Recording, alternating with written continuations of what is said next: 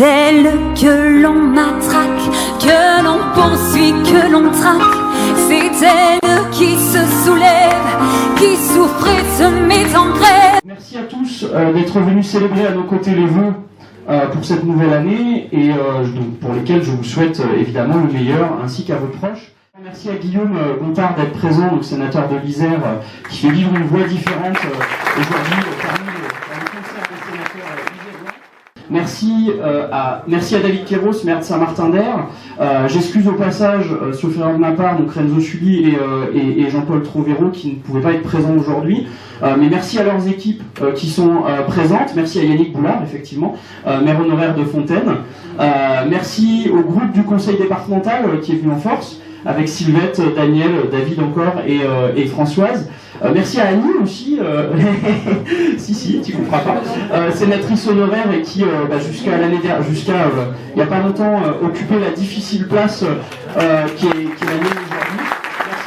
Merci à Patrick Durand, président de l'ADECR, Association départementale des élus communistes et républicains, et élus au Conseil métropolitain. Merci aux élus du Conseil métropolitain. Merci à l'ensemble des élus locaux du Parti communiste présents dans la salle, des communes de la métro, mais aussi du Grésivaudan, du Pays Voironnais, du Pays Roussillonnais, du Pays de Saint-Marcelin, pour ceux que j'ai vus ici, et j'en ai sûrement oublié. Merci également aux représentants des organisations politiques. J'ai vu des représentants d'Europe Écologie Les Verts, j'ai vu, il me semble, le MRC, Mouvement Républicain et Citoyen, le Parti Socialiste également, et Génération. Et du coup, pardonnez-moi si j'ai oublié du monde, encore une fois. Merci aussi aux organisations syndicales présentes ici. Donc je salue particulièrement Nicolas Benoît, le secrétaire de l'Union départementale, et je t'envoie ce message, nous serons à tes côtés. Dans les combats que tu mènes durant ces semaines.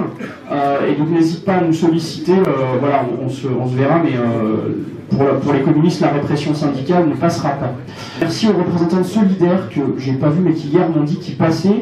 Merci aux représentants de l'UNRPA aussi, et des Amis du Travailleur Alpin, association qui s'engage aux côtés, donc pour promouvoir la fête et le journal. Meilleurs vœux pour cette année, certains se les sont déjà souhaités. En guise d'étrenne, les actionnaires des sociétés du CAC 40 ont encaissé plus de 57 milliards d'euros de dividendes en 2018. C'est-à-dire, dividendes, quand on dit dividendes, c'est-à-dire une rente prélevée sur le travail d'autrui, sur notre travail, qu'on soit ouvrier, employé, agent du service public ou artisan. 57 milliards d'euros, c'est près de 13% de plus que l'année précédente. Et si on fait le comparatif depuis 2009, c'est 62% de plus. Donc ça, voilà de quoi faire rêver quand on sait que le SMIC, lui, a augmenté de 1,5%, il me semble, au 1er janvier, dans un contexte où les prix des produits et des services de première nécessité ne font qu'augmenter. Je prends un exemple, puisque l'énergie c'est un peu mon dada, le gaz a pris plus de 20% sur l'année 2018 au nom de la privatisation, au nom du marché, entre guillemets.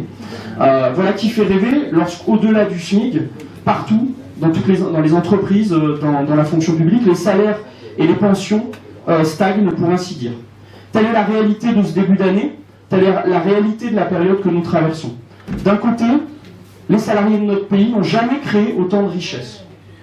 De l'autre, l'extorsion imposée par le capital, ce que nos économistes désignent comme le coût du capital, parce que c'est là le coût qui pèse sur la production de richesse aujourd'hui, n'a jamais été aussi élevé. Alors que durant les décennies précédentes, elle se masquait encore partiellement, la classe dominante révèle aujourd'hui son vrai visage avec une arrogance crasse, celle de parasites sans scrupules. L'organisation à visage découvert d'un forum de l'optimisation fiscale à Nice cet été, vous en rappelez peut-être, ça avait fait un peu la une de certains journaux, en aura été, à Cannes, voilà, en aura été l'un des exemples les plus criants. Donc face à ces privilégiés, les contestations montent, qu'il s'agisse des hospitaliers, des ouvriers, des avocats, de la jeunesse, ou encore des gilets jaunes, que ce soit sur les piquets de grève, sur les ronds-points ou lors des marches pour le climat, qui ont rassemblé particulièrement de monde dans notre département. Toutes et tous contestent la société que nous imposent les 1% et leurs représentants politiques. Augmentation des salaires et des pensions, justice fiscale, défense des services publics, exigence d'une écologie réelle, autant de thèmes que les communistes portent depuis toujours et qui font irruption aujourd'hui dans le débat public. Pourtant, le mouvement populaire est face à des difficultés indéniables, fruit de décennies d'offensives libérales. Difficultés d'organisation et surtout, je dirais, difficulté à formuler un discours et une stratégie à même de faire gagner l'alternative populaire. Les dominants l'ont bien compris et ils multiplient les diversions et les contre-feux réactionnaires. Je voudrais ici que nous mesurions un danger. N'ayons aucune illusion. Le capital n'hésitera pas à remplacer un Macron par un Salvini ou un Orban pour garantir la stabilité de sa rente. Mesurons les dangers d'une fuite en avant populiste, ne s'appuyant que sur la haine. Car au bout du compte, ce sont toujours les forces réactionnaires qui récoltent les fruits de ce type d'escalade. Quelques mots pour préciser ma pensée sur cette question du populisme, qu'il nous faut, à mon sens, combattre avec fermeté, car je sais que ces sujets font débat. Je ne fais pas ici référence au populisme latino-américain de Chavez, Lula ou Pepe Mujica, ces dynamiques politiques basées sur la lutte des classes et l'internationalisme. Par contre, les discours niant la lutte des classes, substituant le dégagisme et la lutte contre des élites fantasmées à celle contre le capital, substituant le repli national aux solidarités entre travailleurs européens et faisant les yeux doux aux franges réactionnaires de notre société au nom d'une prétendue triangulation, voilà un cancer idéologique qu'il nous faut combattre à mon sens.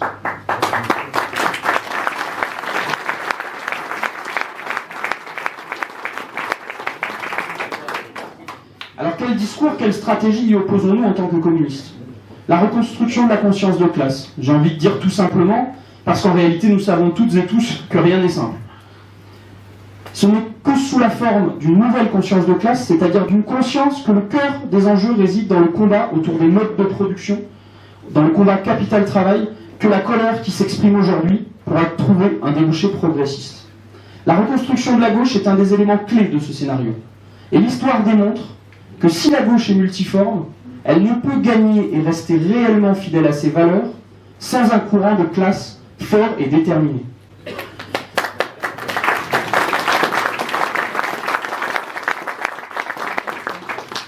Alors que partout on constate la montée des extrêmes droites, il y a plus que jamais besoin de gauche dans notre pays et en Europe. Plus que jamais besoin de gauche, car plus que jamais besoin de renverser la vapeur du rapport de force.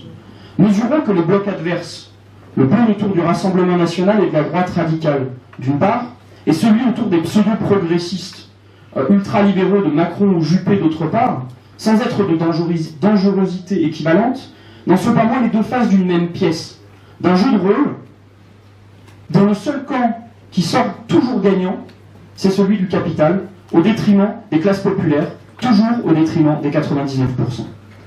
En face, je le redis, il y a plus que jamais besoin de rebâtir la gauche après les renoncements du quinquennat Hollande. Le Parti communiste va s'atteler d'arrache-pied à cette tâche dans les mois qui viennent, qu'il s'agisse des échéances européennes ou des prochaines échéances municipales de 2020, qui démarreront du coup dans l'année 2019. Je voudrais ici en profiter pour adresser deux messages. Un premier à ceux qui pensent surfer sur la confusion pour se faire une place au soleil au détriment des positions communistes.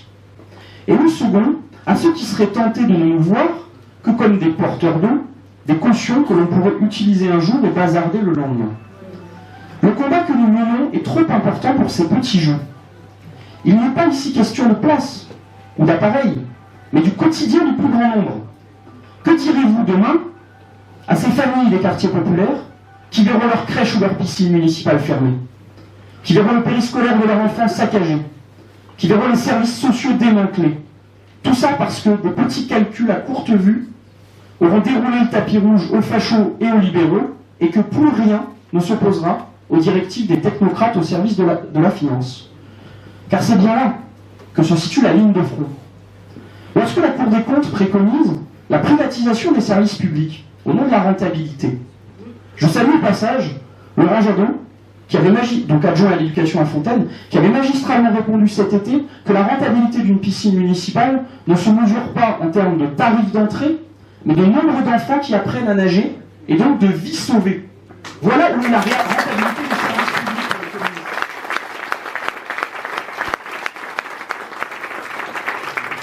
Au passage, où était-elle cette Cour des comptes quand il fallait regarder l'efficacité économique du CICE? Pas entendu parler. Bref. Ou alors, lorsque, y compris, le tribunal administratif reproche, comme récemment, à des élus locaux, je cite, de faire de la politique. Nous ne sommes pas, dans ces cadres-là, de faire des choix politiques. Voilà. Nous ne sommes pas dans ce cadre-là, face à la régulation normale d'un État démocratique, mais bien au cœur d'un combat politique fondamental.